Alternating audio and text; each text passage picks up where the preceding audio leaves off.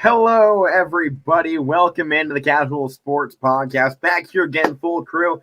Guys, it's been a while since it's been all of us, so I guess we got to run through introductions again here. I'm Alek. That's Matt Morrison and Mike Wolfgang over there. Guys, how's it going? Pretty good, pretty good. Good. Start of semester. Yeah, we got a lot of classes. Schedule is going to get chaotic here. As with yesterday, I will not be on the show Monday and Wednesdays. I've got a class during, but I will be behind the scenes producing the show. So if there's any chaos on Mondays and Wednesdays, that's the reasoning why. Mike will be joining Matt, though, on those Monday, Wednesday shows from here on out. So that being said, we got a fun week to go through here. We got obviously the end of college football. We got to find some things to talk about here. Don't worry, because we always find something to talk about on this show. Matt, you did a great job holding down the fort for all of us yesterday, man. Yeah. Applause for Matt holding that down during the hour-long show. I came in with a little reinforcement there at the end just to help you finish it strong. But you held that thing down for a solid 50 minutes, and great job. I don't know how many of us could have done that one. Yeah, I don't know. I don't even know how I did it. I was literally chugging water at the end. I'm like, oh my god. Well, that's one of like the big things if you do like that hour-long show. You don't get like a minute to they're like swallow your spit, sip of water. You were just going the whole time, man, just going left and right. It was quite the show yesterday. And unfortunately, you were very wrong of your description of Georgia football, though. Yeah, I know. A little bit later on in the show. Let's start this thing off. High school preview. I got a game tonight. We're going to get back into our high school games. Obviously, over Christmas break, we didn't have too many going on, or pardon me, winter break. We didn't have too many going on, but we're back here, Youngstown, ready to get this thing down. And I have the Holy War tonight, man. It's one of the greatest matchups in the Valley. It's obviously a very storied rivalry. Cardinal Mooney and Ursuline boys basketball tonight at 7 in Mooney. So this one should be a pretty good game. Ursuline 6-5. They kind of been stuttering, but this Cardinal Mooney team, if you've been watching on Power Hour and stuff and Running Point, obviously we drop our top 10 teams every single week here, and your boys basketball here is bringing up on the screen. It has Cardinal Mooney sitting right up there at 7th. They've been very strong in recent goings, and they're on a 5-game win streak. They've beat Salem, Nation Knock, Central Canton Central Catholic, Cheney, and East, 2 explosive offenses. You look at this defense right now for Cardinal Mooney. In those last 5 games, they allowed 37 to Salem, 34 to Neshonoc. To CCC, they allowed just 13 points. To Cheney, they allowed just 38. And to East, just 28. This defense right now is one of the best defenses in the Valley. Time in and time out, this team is shutting you down defensively. Now, they don't have the strongest offense, and that's been one of their problems so far in the season, but their offense has been just enough because of how stellar their defense is. So coming into this game, Ursuline's got to be where they are 6-5 on the season. They're on a 3-game losing skid right now. You don't expect that kind of play out of an Ursuline-led school, and they've had a tough few games. Massillon, Washington, and Liberty in back-to-back. The Liberty boys team not as fantastic as the girls, but they got some really special talents of their own. And then after that, they lost to the same Cheney team that Cardinal Mooney beat. So, matchups going into this one definitely looks like Cardinal Mooney is going to be the favorite. But in these big high-profile rivalry games, you just never really know what's going to come out of it. I mean, Ursuline had a 10-point lead going into halftime this past Friday against Cheney, and then they lose by 20 points. So they're going to have a stronger second-half performance. And Cardinal Mooney, they just have to keep up that defensive onslaught that we've seen week in and week out of the last few weeks here of the season. And one big thing for me to start out the year, none of the teams that I am covering so far have lost since the calendar flipped to 2022. And I expect my Cardinal Mooney Cardinals to come out once again, led by Mick Hergenrother, who's averaging nearly 20 points per game, and the sophomore Rocco Turner coming in with 12 points per game on the season. I'm looking for those two guys to go big offensively, and defense, they just got to keep sticking it to them. This team isn't even good when it comes to, getting those blocks. This is not a shot blocking team, but they're averaging 9 steals per game with just 1 block. So they're not, rim oriented, but they're going to push you out to the perimeter. You're not going to be able to get inside because of the speed of hands of guys like Rocco Turner and Mick Hergenrother. So it should be a great one. Another fantastic edition of the Holy War here on YSNlive.com. Matt, you don't have a game tonight, but we're going to recap this one tomorrow when we get to it. So make sure to stay tuned. And For those of you wondering how the Lady Liberty Leopards have been doing, they are currently 11-0. Oh, yeah. Still on a tear so far to start out this season, somehow dropping to fourth. I don't know who's making the power rankings right now for YSN, but they're disrespecting my Leopards, man. That's got to be the number one team. They are incredible right now. I can't wait to see them. I think I still got a couple of weeks till they've got a home game that I'm going to be on. So when that time comes, man, I'm going to be hyping that team up because they are the most fun to watch I've ever seen when it comes to high school basketball. I mean, undefeated, coming off a 51-11 victory on Thursday, and then this Monday, a 30-point victory over champions to take control of first place in the MVAC gray tier. This team is far ahead, one of the best teams in the entire state right now.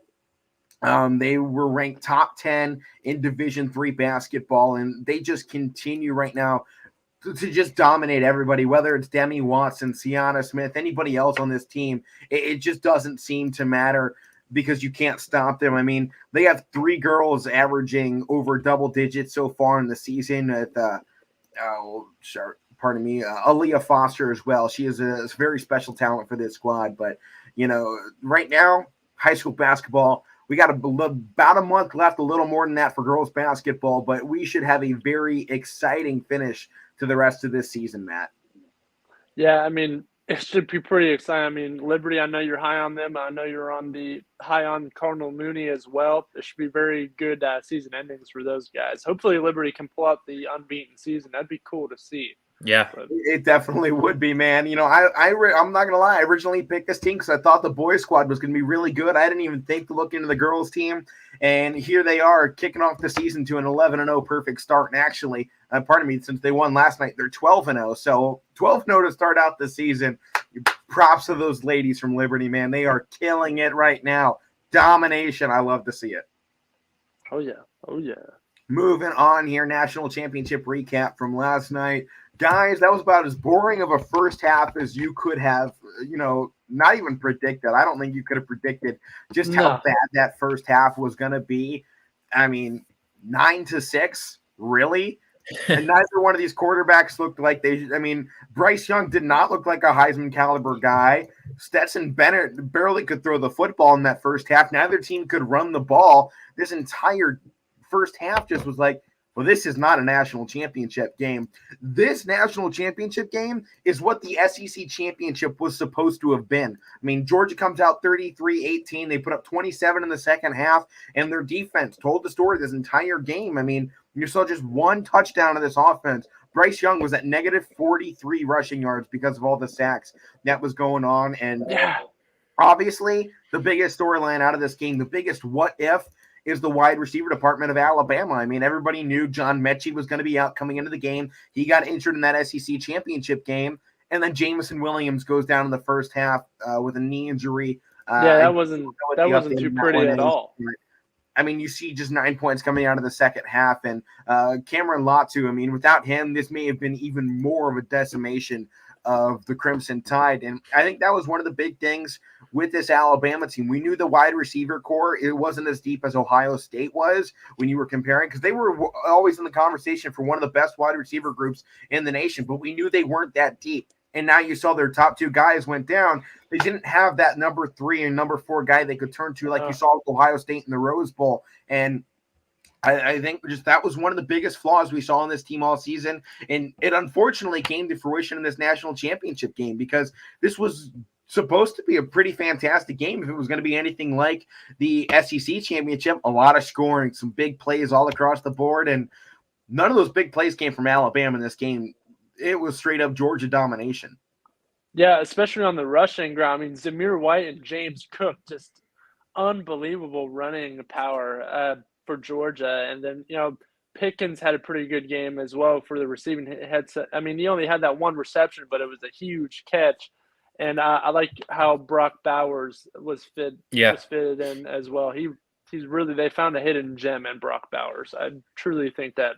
But Alabama, after Williams went down, it was like, I mean, this Cameron Latu came in. I'm like, who's this guy? We haven't seen him all year pretty much. then he becomes like the number one guy in the game. So Well, Matt, it was like a tale of two halves, especially with Georgia, because they did struggle throwing the ball in the first half. Then they come out in the second half, and it seems like Stetson Bennett was getting off bombs like that you mentioned that touchdown catch that gave him the lead. He was throwing bombs and they were going for completion. So credit for him. And Georgia did it with defense didn't look too, like the Heisman winner at all. No, and this we hyped up Georgia's defense all year, and we should have, but in the first half especially, 9-6, and a halftime score, like Alek said, that it was a full defensive battle in the first half, and then just kind of flipped over in the second half to kind of more what we were thought about, especially compared to the SEC championship. So it was definitely a tale of two halves for both teams, and you kind of wish you would have saw that with Alabama with full strength on their offense. But Georgia was missing some guys too, probably not the caliber of Alabama's guys, but Georgia was able to overcome it. And guys, I think one of the biggest takeaways from this game, we talk about it all season, the defensive lines of these two squads, guys like Jordan Davis, who finished with just one tackle in this entire game. He had one assisted tackle. He didn't find any sacks. I mean, even Devontae Wyatt, another big guy on the line, who obviously had an offsides call on one point, just 3 tackles for him. And, I mean, that defensive line, really, even for Alabama, I mean, obviously the big story is Will Anderson Jr. 3 tackles in this entire game for him. I mean, all the sacks came from Christian Harris, and I think that was one of the biggest problems. Despite the fact Anderson was constantly pressuring Stetson Bennett in that first half, second half came around, and he really was nowhere to be found, and he obviously couldn't get the sacks to him. The pressures were all right, but I think one of the biggest things from this game, Bryce Young under pressure, he just showed one, and obviously this was a pretty obvious takeaway as a redshirt freshman or second-year quarterback in college football, was that he's nowhere close to being ready for the NFL. And I think that's one of the biggest takeaways we have to go looking forward, because we're always talking about NFL-ready quarterbacks, and when you finally see them take that next step, it's very clear. And same thing with C.J. Stroud. And just like Bryce Young now, 2 young quarterbacks, neither one of those guys is ready for the NFL. And you're probably going to see similar things next year. I'm expecting big leaps out of both quarterbacks. I mean, they were both invited in there into New York for the Heisman Trophy. They were obviously 2 of the best players all season long. But I think if anything showed out of this game, it was the disparity in quarterback play between the NFL and college football, because under pressure, which you always are in the NFL, every quarterback in the NFL is throwing 90% of their snaps under pressure. Bryce Young was terrible. He could not find somebody downfield. And yes, Jameson Williams and John Mechie were out, and that's a big part of it. But he couldn't find anyone. He was off the mark. His accuracy took a huge dive in this football game when he was under pressure. And obviously, first drive, pick 6. Last drive, pick 6. He started it in this game the same way. And I think you just kind of felt he was overwhelmed by the moment throughout this entire game. Georgia's defense was ready to play. It was an experienced group, a lot of age there, a lot of NFL-ready guys. And I think you really saw the strength of that Georgia defense come out. And I think you saw some of the weaknesses of this Alabama team kind of come to fruition. We knew all season long Brian Robinson wasn't really a superstar running back like his predecessor, Najee Harris, who we'll talk about a little bit later into the week and potentially the offseason for the NFL. He had a big game in that semifinal. It wasn't coming back around this time against Georgia's defense. So once again, no rushing game. Top 2 wide receivers were out of a shallow depth chart at wide receiver, and Bryce Young is an inexperienced young quarterback who is not NFL ready. Everything about this team we thought was true, and it came to fruition here once again. I mean, it kind of had that same feeling of when they lost to Texas A&M earlier in the season. It's just nothing went right. There's holes everywhere. We're being exposed. That was the second half of football for Alabama. And I think there's going to be some big adjustments coming for Nick Saban and his staff. And I got a feeling with the amount of talent that this offense does have, Bill O'Brien's probably getting fired. Yeah, or he leaves or whatever. He leaves. Done nothing. He still shouldn't be an NFL coach or GM. No, I mean, I think you've just seen this offense look about 75% of what they could be all season long. I mean, they have a Heisman Trophy quarterback, a number 1 overall wide receiver who could probably go top 10 in the draft, and John Mechie, who's probably top 25 in the draft. So this team clearly has talent, but it didn't feel like it took that step throughout the season. They felt like from the start to finish, this offense never improved. The defense definitely improved for Alabama throughout the year.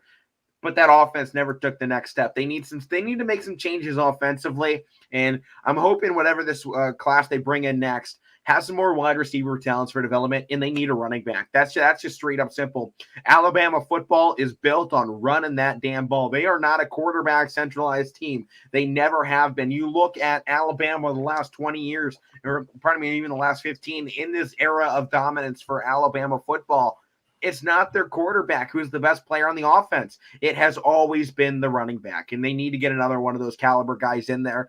Credit to Brian Robinson for sitting around, biding his time, and, being able to take that starting job, but he's just not the guy that can lead this offense. He's not. He's not that guy. He's not that Harris.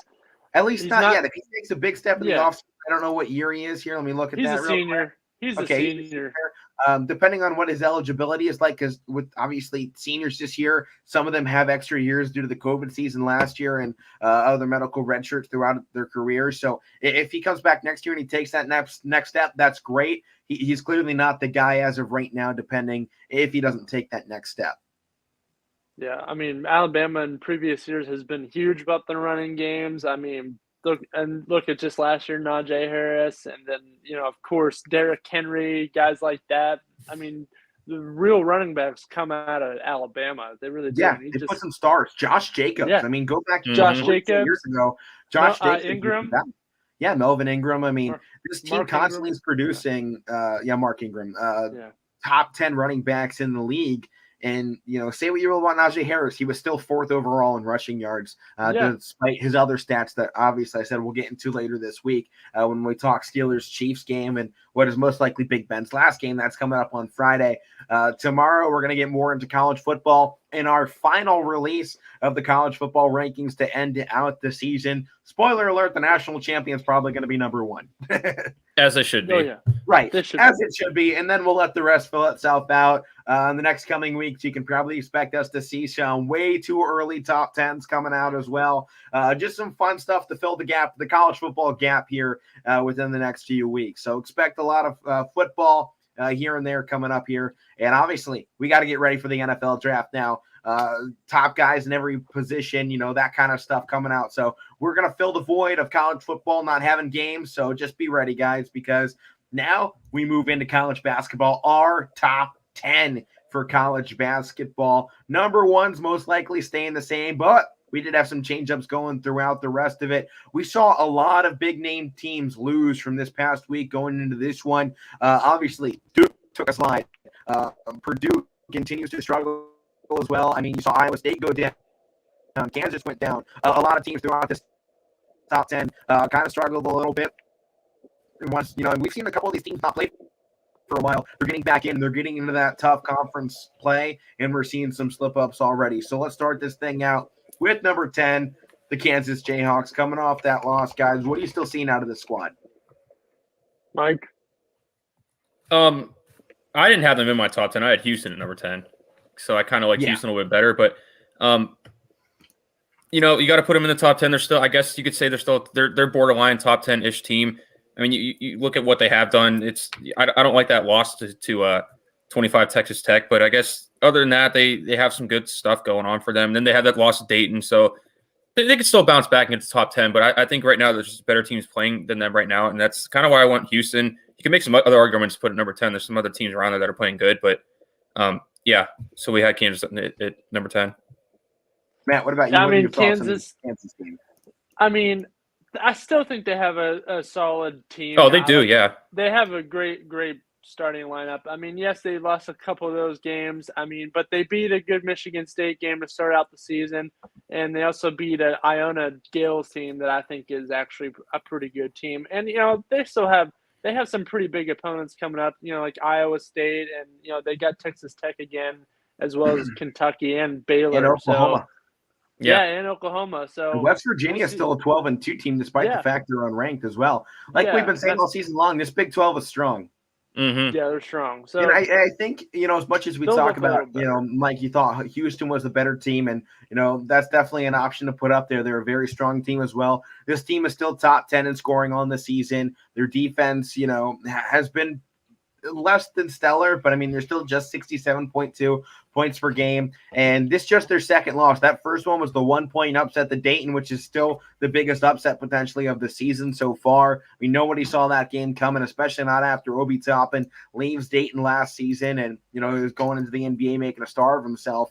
And, no one expected Dayton to come out early in this one. But I think so far you've seen a pretty weak schedule for the Jayhawks, and they enter into Big 12 play against really what feels like an up-and-coming Texas Tech team. This Red Raider squad, they are coming up with something. They still have a loss to Iowa State recently and a loss to Gonzaga and a loss to Providence. So, I mean, the 3 losses are the top 25 teams. This is a pretty strong group. I mean, their offense is not at the same level, but their defense is where they've been winning, 58.3 points per game for the Texas Tech defense. So, I mean, as much as you say, I hate this loss, it was an 8-point loss, and they put up a good amount of points against this strong of a defense. So as much as this team looks like they're struggling here a little bit at this point in the season, I'm not too worried about it. They're still 10th in the BPI, but that Houston squad that you had in there at number 10, if I see Kansas kind of struggle the same way Houston continues to play well, they sit number 1 in the BPI. I see no reason this team will stay out much longer, so long as some teams around them start falling apart.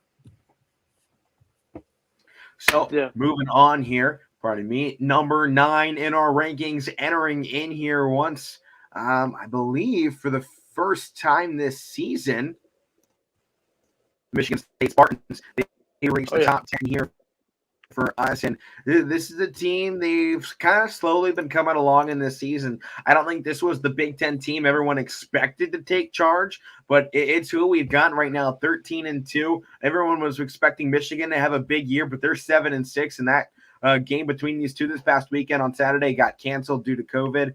Michigan did not have enough players. So up next, it's coming against the Minnesota Golden Gophers, who are 10-3 right now. They got a tough game coming up, but you've seen a decent bit out of this team that you like. They're on 65.5 points per game, which it's still in the higher end of what we expect out of these Michigan State defense, because we normally expect them to be a little bit lower down in there.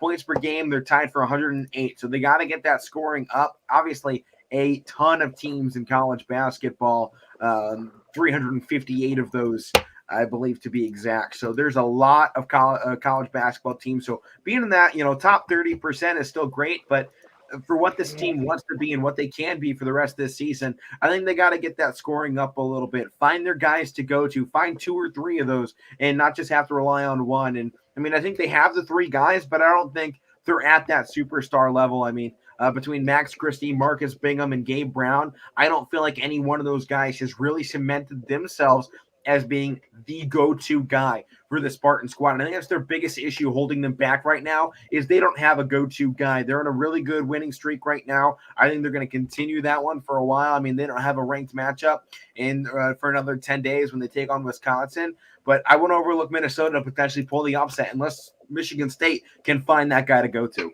Yeah, that's kind of the same thing I said about Ohio State to start the year too. Who are you going to have that's right? You lose guys, and who are you going to have that steps up? Not only when you lose guys, but who you're just going to have that makes it more balanced. And that's kind of the same thing like you're saying with Michigan State. And I kind of like this Minnesota matchup. It should be. I don't really like to push them just aside, because Minnesota, even the last few years, Matt, they're a pretty scrappy team in the Big Ten. They are. But, yeah, Michigan State doesn't really have that go-to guy. They have a couple guys that, they work together. Gabe Brown and, Marcus Bingham Jr., I like those. I like that pair there, and you throw in Max Christie as well. I think they don't have that one guy, which I believe they really need, but they got a couple of guys that work together, and that's why they've been able to win a few games or so. So yeah, and speaking of that Ohio State team, they were in a pretty great game not too long ago over this last break. Overtime affair, and they've had some fun games recently on the schedule, so. They're definitely a team we got to watch out for come March, although they did take a loss to Indiana. But that Indiana team, they're 12-3 right now. They're as hot as anybody out there. So got definitely some teams to look out for outside of our top 10s. But Michigan State, they should continue to be on the way up. Number 8 on our list, the Arizona Wildcats. To me, this is such a hard team to start penalizing, even with that loss to Tennessee. It was a 4-point loss. We know their defense is struggling, but this is by far and away the best offense in college basketball right now. They're still ranked at number 6 in college basketball's AP Top 25. They're 12-1 overall, and they've had a pretty easy schedule so far. So I think you got to penalize them a little bit more with this loss. But with the way that this team can score. They're number 1 overall in college basketball. They're 6th in rebounding. They're 2nd in assists per game at 21.8. This is a very strong team, and I'm very excited to see what this team can do. This squad's only won a championship one time in their history. That was 1997. If their offense continues to excel the way we've seen it, I think there's a good chance they can get back there this season. Yeah, you mentioned their offense too, Alek. I mean, I know it was against Oregon State and Washington, but you put up 90 against Oregon State, 95 against Washington. That's a lot of points put up in college basketball. I don't care who you play. So right. To me, that's why I had them. I think I had them up at 6. Yeah, that's kind of why I had them there, because I still want to see more out of them. I agree with you on that, but the offensive part of it, yeah, it's definitely one of the most dynamic ones in college basketball. Yeah, I mean it really is. You and Matt both had them unanimous at 6. I had them.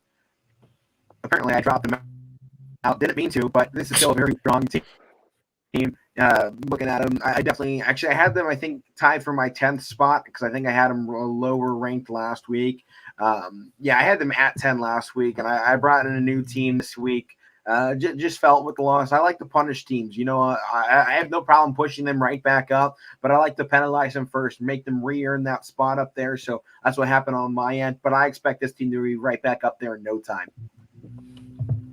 Number 7 on our list, another Big Ten squad, Purdue Boilermakers. I had this squad sitting in there at number 5. Mike, you had them at 7. Matt, no Boilermakers for you in this game.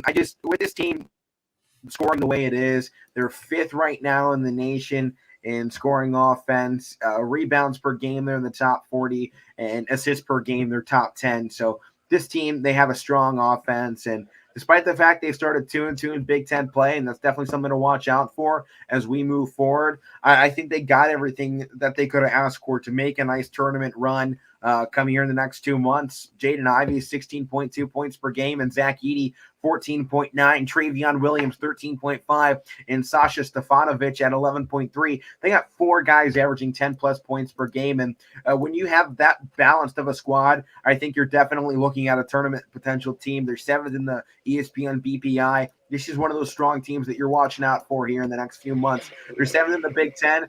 If they finish, even in the Big Ten, I think they're definitely still a team you got to watch out for, especially in the Big Ten tournament. When we get down to those conference championship tournaments, it's teams like Purdue that you got to watch out for. Yeah, and Alek, I kind of dropped. I know you guys know I've been high on this team all year. I think they're still one of the better teams in basketball, but I agree with you, Alek. You got to penalize teams for some losses, but I didn't want to penalize them too hard. They almost lost to Penn State. But they just lost to number 23 Wisconsin, who it's a team we kind of hyped up a little bit. Oh, and yeah, man, that Penn State game, I was like, dude, Penn State's only down 2 with 4 minutes left. I was hoping it would happen, but it didn't. But I wish that Michigan game would happen tonight, because that would be a good game. But that got postponed because of COVID. But I still love this Purdue team. All right. Well, moving on here, number 6. Being upset for the second time this season. It's going to hurt, and it happened again for the Duke Blue Devils. This time going down to another unranked team in Miami. They went down to the Hurricanes, who, by the way, are in first place of the ACC, are 13-3, and are 5-0 against in-conference opponents. Matt, you and I looked at this game last week, and I told everyone Miami had a chance. This is one of the games to look at. They're unranked. We both picked Duke. And they're still unranked. Right, that's still unranked, and I don't even know how you can lose. I mean, you can beat Duke in this fashion, undefeated in an ACC play, and you can still have them unranked. I mean, at that point, I don't care what your out-of-conference schedule is, because you've been dominating what has always been called one of the best conferences in college basketball. I mean, they lost to UCF, Dayton, and Alabama in the first few weeks of the season. Since then, they've won, let's see here, 9 straight games, including wins over Duke, Syracuse, Wake Forest, NC State, Clemson, and by the way, your Penn State Nittany Lions. Yeah. This Miami team definitely being disrespected. If we had a top 25, I'm sure this team would be one of those ones that we're looking at to put up there, and probably around the 15 to 20 range. There's that little other section called others receiving votes. They're currently 3rd with 65 votes. Right. So they're only behind my Loyola Chicago Ramblers with 96 votes, and then Oklahoma has 122 votes. So they're And right guys, there. obviously, this is a very strong Duke team still, but I think this second upset now against top 25 teams, it's just showing one weakness with this team. They're kind of too big for themselves, right? I mean, they're about to retire one of the greatest coaches in basketball history in Coach K. They have an absolutely loaded squad. And up until that Miami game that we finally talked about them, they had pretty much been flying under the radar for a big part of the season since that Ohio State loss. So I think what this really showed out of anything was that Duke, they're going to come to play against your big opponents. So we know that about them. But if you see this team as a 2 or a 3 seed, I think there's a huge shot that if there's an Oral Roberts this season, this is a team that's getting upset. If we see another team like Oral Roberts come to play, that's definitely a team. I mean, South Dakota State, 3rd right now on scoring. If that's a team that goes up against Duke, I would take South Dakota State right now because I don't think Duke's going to show up. No, you just I don't know. I don't. This season is a team. It's a valid statement. You don't know when it's too big for their own. Yeah, Alek, I agree. They might be trying too hard because Coach K's last year. They might be thinking bigger than themselves, like you're saying. So there's kind of a lot going on. Some of the players might some of the hype it might be getting to them. So we know some of the guys that they have are going to be top draft picks. So, and it's their first time really being in this. So there's a lot of things I think could be trying too hard with. I agree with you on that. All right. Well, I guess that means we got to continue rolling through here. This one going to one of Matt's favorite teams, but Mike had them ranked higher this week. The University of Southern California Trojans, USC, baby, 13-0, undefeated, 3-0 in the Pac-12. And man, this team is good. I mean, it's unfortunate that the game against Arizona was canceled because that would have been the first test really for this team. I feel like this team, as much as that 13-0 would probably put them in first place in most conferences, right now they don't have a top 25 game under their belt, and that hurts so far. I mean, 13 games into it, 2 months left. They're going to have some ranked matchups to finish out the year, but everything now is conference play, so they're going to have to rely on their in-conference opponents, mainly Colorado, UCLA, and Arizona, to provide that level of competition to boost their resume throughout the rest of the season. Right now, USC, their resume is ranked number 5 overall. I think that's a little overrated, but it's ranked 5th because of the way they beat their opponents. I mean, they're allowing just 60 points per game, and they're scoring 76. So, I mean, if you're looking at an average scoring differential of 15 points per game, you're going to see that boost in resume, but they haven't played anybody. Their strength of schedule ranks 167th in the nation right now, so that's not great.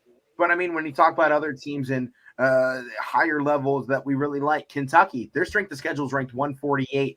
Texas, they're ranked 105. Houston, 137. Gonzaga, 102. So despite the fact that strength of schedule isn't great, it can get better if teams like Arizona, UCLA, and Colorado continue to push. And maybe you see a team like Oregon or Washington State pick it up from here on out and create a strong second half of the season, then that strength of schedule is going to start looking a little better for USC. But, I mean, this is a scoring machine. They got great defense on this squad, man. And I think that's definitely one of the best things you look at. Isaiah Mobley is averaging 9.5 rebounds per game right now, 7 of 15.3 on offense. And, this team, they definitely can be better defensively, but they're such a strong unit. They're not even having to block or get steals in order to make your opponent miss shots. They just have size, and that's a big thing that you have to look at come tournament time is not a lot of teams match up against them very well. No, size, you got to match it. We see with Mobley's brother at the Cavs, you got to match it. It's hard. Right. I mean, with Evan Mobley with Cleveland, I mean, he's kind of making the forward position look like the strongest position they have. I mean, Cleveland with pretty much the exact same roster the last 2 seasons have, been 22-win teams. Here we are in the first 40, and we've already surpassed that with Evan Mobley being our kind of, it feels like the go-to guy. Obviously, Garland's had a huge step from his first 2 seasons. But with the loss of guys like Sexton and Rubio, I mean, you've seen the big guys take over, and you see size, no matter where it is in basketball, be a huge factor. I mean, you look at the end in the NBA, who are your best players? Kevin Durant, 7-footer. Giannis, 7-footer. You look for size in these big guys. Even Joel Embiid, he's a 7-foot guy. I mean, everyone wants those big guys that can score because they're unstoppable. And this USC squad has plenty of that to go around with guys like Isaiah Mobley. Yeah. Oh, they do. Oh, they do. And I Well, like Drew number Peterson as 4 well. here on the rankings for us, the Auburn Tigers. Oof. This has kind of been another sneaky team. They're 14-1 right now, which really doesn't even feel right. But since that win against LSU, that's what put them on the map for us. We were kind of waiting around for that game to see what they would do after the loss to UConn early in the year. And that was just their 4th game. And since then, they've been on a freaking tear, man. 11 straight for them. They are scoring 80 points per game, allowing 64.9. Definitely one of the strongest opponents that we've seen anywhere. They're first place in the SEC, and it's kind of hard to find a fault with them right now because they're going in against everybody, giving them a great game, and then pulling away when they need to. I'm interested to see tonight, actually, against Alabama on the road, 9 p.m. ESPN game, to see what goes on in that one, especially with Alabama's football team just coming short. We'll get to see what that energy level is in Tuscaloosa. Yeah, we will. That should be a great game to see. But, yeah, this Auburn Tigers team, I mean, we talked about Duke flying under the radar. This Auburn team has really been flying under the radar. We didn't expect this at all. 14-1. I like Walker Kessler is like the king of rebounds in college basketball right now, averaging like 7.7 rebounds per game. I like Wendell Green Jr. and as well as Jabari Smith. They got a full team here, and they could really make a huge run here when tournament play comes. So, yeah, and if they get that win against LSU, and if they can win tonight against Alabama, that's 2 top 25 wins in a matter of like 2 weeks. Then I think next week sometime they play Kentucky, who's 18 right now. So this is a big stretch for them coming up. Then they're already at 4. I mean, if they can get stuff like that, then they already proved that they can win big games. I mean, they beat LSU. If they beat Alabama tonight, people are really going to start taking them seriously and start like saying, "Hey, they have really good potential to make a big run." They really flew under the radar, as I just said before. It's kind of like Duke falling off a little bit, but I'm sure they'll bounce back. Duke always does. But Auburn, I mean, look out for them. Look out for Auburn. You got to watch out for Auburn. And, obviously there's a lot of teams outside the top 20 or outside of our top 10 that you got to keep an eye on, even though they're not in it. I mean, Ohio State's definitely one of those guys on the outside. Oh, yeah. For me, Arizona was one of those teams I have on the outside looking in right now, but obviously we still had them top 10. Really, you take your pick, a Big 12 team. I mean, take your pick. Yeah. Right now they have all but 2 teams over 10 wins. They have 10 win teams in the Big 12 right now. That's impeccable. And I mean, Iowa State, who's ranked 15th in the AP poll, that I'm still a big fan of. I mean, 2 losses to the top 2 teams in their conference. I'm fine with that. I'll live with that. I still think they're a strong team moving forward, but take your pick right now in the Big 12 of a team, and they're gonna be there in March. This probably, if there's any conference that has a chance for, say, 10 teams in March Madness, it's very easily the Big 12. Now, yes, they're probably going to pick each other apart like you see in the Big 10 all the time, but Big 12 to me is the number 1 conference this year. So you gotta watch out for, take your pick of a Big 12 team. Yeah. Moving forward, though, the Bruins, man, they just continue to benefit from everybody else losing because they have a pretty easy schedule. We talked about the weaknesses of the Pac-12, and really they got USC, Arizona, UCLA, and Colorado. Those are their 3 teams, and it's not until the 22nd that you see this UCLA team go up against one of those squads again. So with that Arizona game and Arizona State games getting postponed, I'm not really sure we know what this team is about. They have a win against Colorado. They have a loss against Gonzaga. So they got to win against Villanova early in the season. I think the Villanova team we have now is a different one we had back then. And I think the Villanova team now is actually better, despite the fact that their record is a little bit lesser than. But I just think this UCLA team, they're just benefiting right now of a really weakened Pac-12 system. And I'm very interested to see once they come back around to Arizona and USC to finish out this season in February and early March, what this team can actually do and if they can continue to stick right up here in the top 3, because they probably have the talent level to be a top 3 team. But to me, it's still a question mark of, can they actually do this against great teams on the other side of it? Because we know they can do this against teams lesser than. They're willing to show up to play, even against teams that they are far and away better than. And I think that was the one thing we saw with Duke. They haven't been ready twice this season, and games they definitely should have been in. UCLA, they haven't made that mistake yet, besides maybe that Gonzaga game in which they got blown away by. And maybe that's the one game that they've, looked like, hey, maybe that's not a team to watch. But other than that, UCLA has looked fine against basic teams I want to see them go up against a unique, dynamic team, much like Gonzaga again, or USC, Arizona, and see what they can do in one of those games. Yeah, I mean, they're like you said, their schedule really hasn't been helping them out. I mean, they're playing bad opponents, and they haven't really been playing. They had a bunch of games postponed or canceled, and the teams they are playing, I mean, they're playing Cal and what was that, Long Beach State or something? I don't know. Yeah, but see, that's I don't even know the name. If I don't even know the name of the school, then they must be pretty bad. I mean, well, Matt, that was UCLA was literally searching for anybody that was willing to play because they had 8 games canceled in a row and they just wanted to play. And Long Beach State said, "Hey, we're available. We'll take some cash to play you." Yeah, why not? And they went in there and went, "Thank you very much for a win." We'll take a quick loss. Right. I mean, Long Beach State, when you have UCLA, like, hey, we need an opponent, and you're like, well, we're down the road. We'll take that. But moving ahead here, number 2 on our list, Gonzaga. They've worked their way right back up here, guys. They did. We've definitely had our doubts about them throughout the season. I mean, just last week, I had them sitting at 6, but with pretty much all but 2 teams ahead of them losing, they took the benefit of shooting right up this list here. And, I mean, I think they're really showing that they are actually one of the top teams. They're second in the BPI. They're second in the nation in scoring now. I want the defense to continue to improve, but the rebound numbers have gone up. The assist numbers have gone up.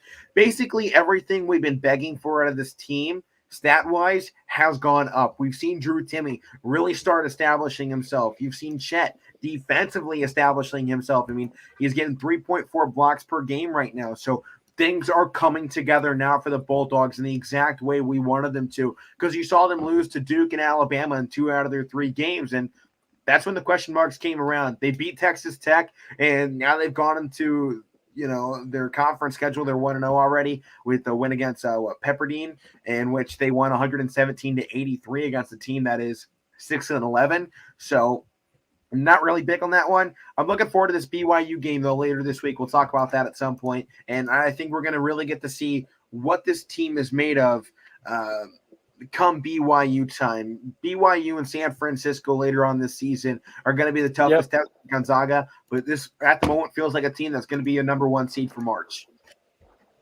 Yeah, I mean, their easy schedule is going to be a benefactor too. The BYU game might be good, of course, when they play San Francisco as well near the end of the season.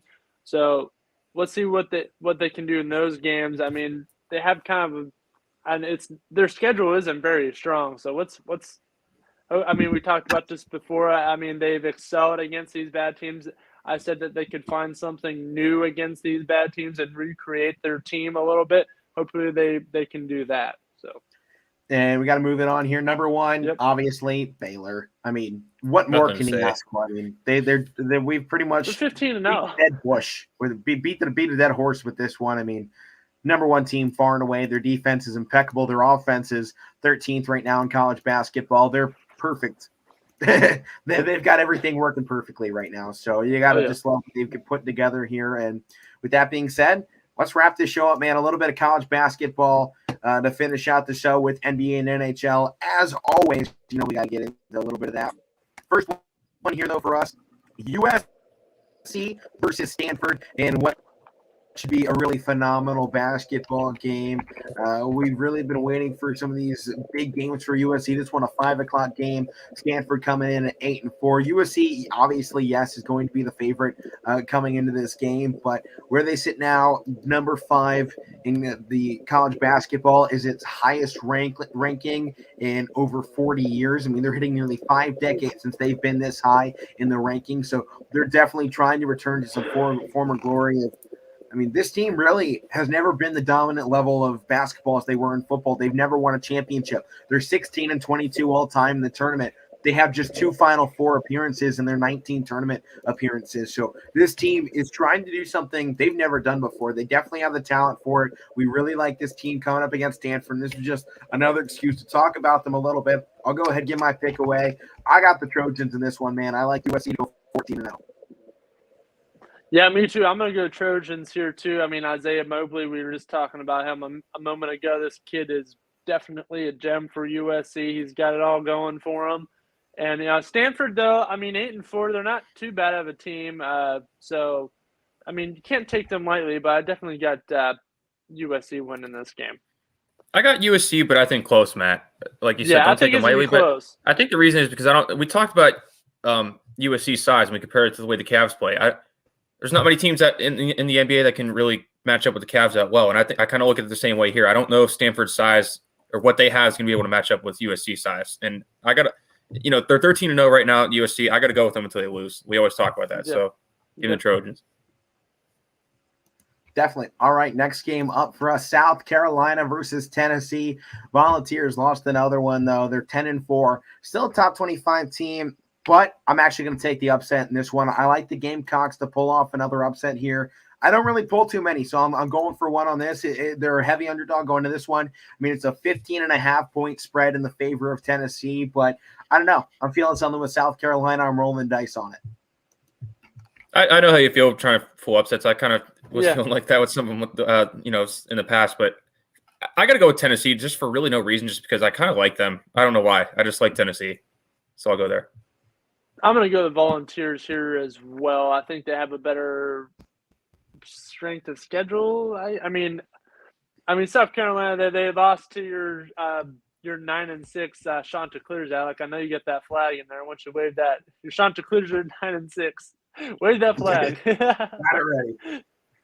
But I gotta go Tennessee here in this game. They're ranked top 25 for a reason. I mean, they lost to Villanova and Texas Tech, and I mean they did beat Arizona.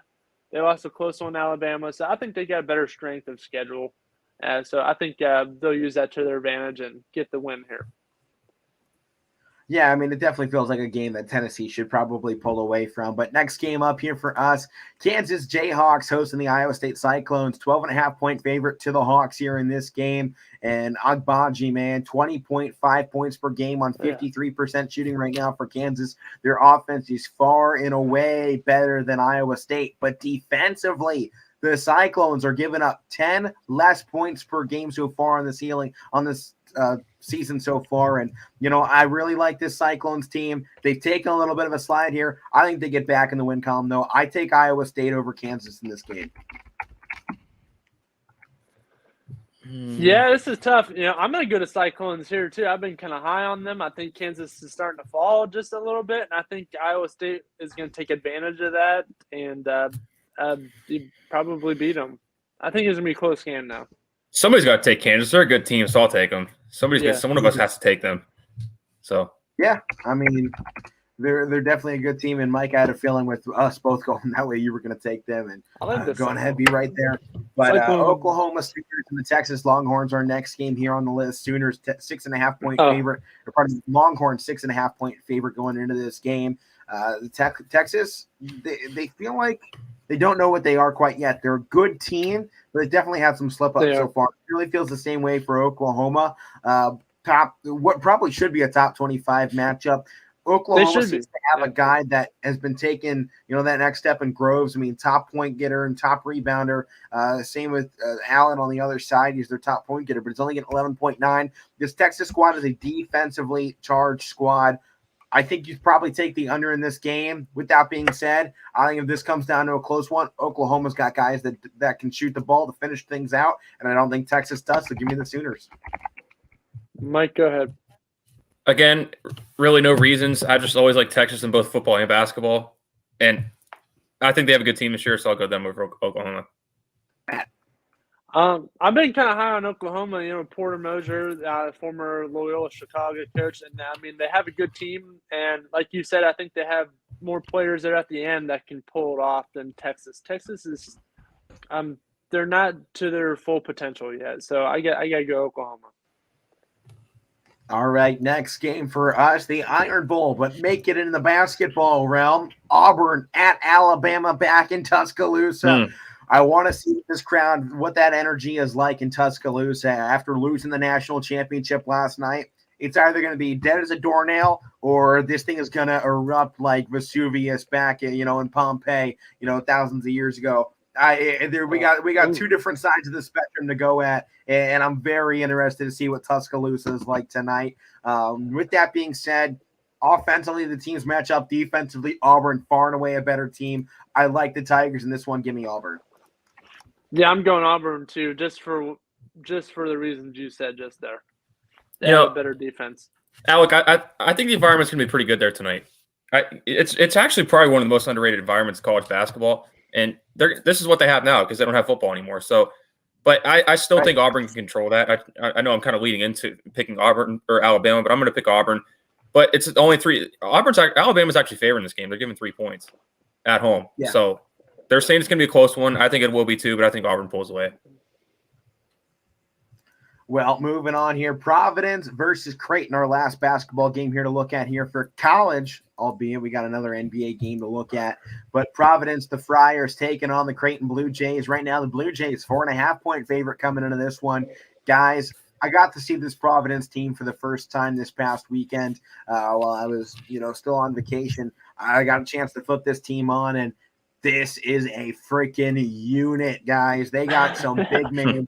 Number 0, 6'10", 260-pound grown man, a senior in Nate Watson. This is a straight-up dude. He put up 22 points against St. John's in a close game. He shot 81% from the field, 80% from free throw line, and grabbed 11 boards in this game. He put together one of his best performances of the season. He's coming into this one hot. He's a grown man playing a boy sport. He's going to be here to dominate in this one. I'm loving Providence right now. Mike? Give me Providence too. I like Creighton too, but I'll roll on the Providence bandwagon. I like Providence as well. I like Creighton. I like what Creighton has done. They've had some tough wins, but Providence, man, they just came out of nowhere. And I mean, you kind of almost have to jump on their bandwagon. They come out of nowhere. They won some big games. They got some big games coming up as well. They got UConn coming up, and they got Seton Hall coming up. So look out for them. Well, I know who I'm picking in this next game. I'm curious to see if you fall with me. Golden State Warriors taking on the Memphis Grizzlies. Once again, we're taking a look at this one. Game 3 of the season series.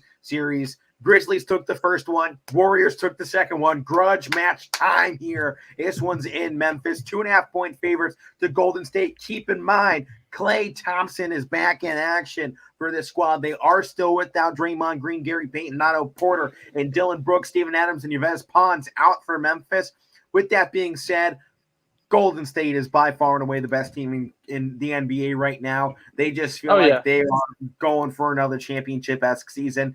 I'm taking Golden State to win this game, man. They just feel like they're on fire. And with the re-addition now of Klay Thompson, NBA beware, man. Watch out. They're 30. They're 30, a record of 30-9. They're tied with Phoenix for first. Look at this is gonna be a massive Western Conference Finals if this happens. If they meet up or anywhere in the playoffs, this is gonna be a huge playoff series. But yeah, I gotta go. I like what Memphis has been doing. I think they got a tough young squad. But you just listed all those guys that are gonna be out, and Klay Thompson coming back with Steph. I gotta go Warriors here. Memphis has done good all year with guys hurt, especially with Ja Morant out. But he'll be here tonight. Some other guys won't be. But it's just different going up against Golden State. They kind of squeaked by with some other teams like the Lakers and some other teams. But Golden State with Klay back, they look just too good the other night against the Cavs. And actually, they look good, but they can get better because Klay's still feeling himself. Yeah. And Cavs hung in with him too. So. Well, got to watch out for here into the NHL.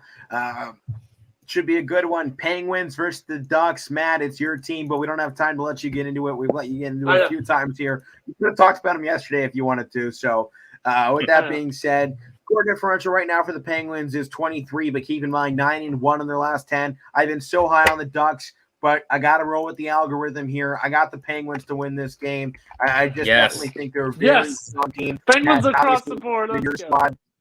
Penguins are going across the board here. It's expected. Got Matt as a big Penguins fan, and Mike, you like them as well, I believe. Yep. So, I mean, it seemed a pretty obvious pick to go across there. Ducks, obviously, a strong team. They're second in their division. But I feel like the Penguins, Matt, they've been on a hot streak, and you've obviously been screaming about it here for the last few weeks, even when they have their brief hiatus with COVID teams against them. They've definitely stuck in there round and round, and they're right here creaming the crop to finish out the season or finish out this first half of it. Yeah, Matt, and they started that winning streak in the hiatus, and they won all those again and lost, but they're starting to heat up on offense, and I love it. Starting to heat up. Yeah, well, guys, with that being said, we're closing in on the halfway point to the NHL and the NBA season. You can vote for your favorite NBA players to make the All-Star game in Cleveland coming up, so go to NBA.com to do that. Get our Cleveland Cavaliers up in there. We want to see some home guys represented at our own All-Star game. The one in the MLB All-Star break in Cleveland was phenomenal, so we're hoping for another great one here. So with that being said, I'm Alek, Koberna, it's Matt Morrison, Mike Wolfgang. You can see me later tonight, 7 p.m. for the Holy War, Ursuline at Cardinal Mooney. Should be epic. Fantastic defensive play from Mooney. We'll get to see which team's offense can take advantage. That should be a great one. Power Hour coming up next here on YSNLive.com. Come on back tomorrow for the final release of the college football top 10 here after Georgia claims the guaranteed one spot with the national championship win. That does it for us. See you tomorrow.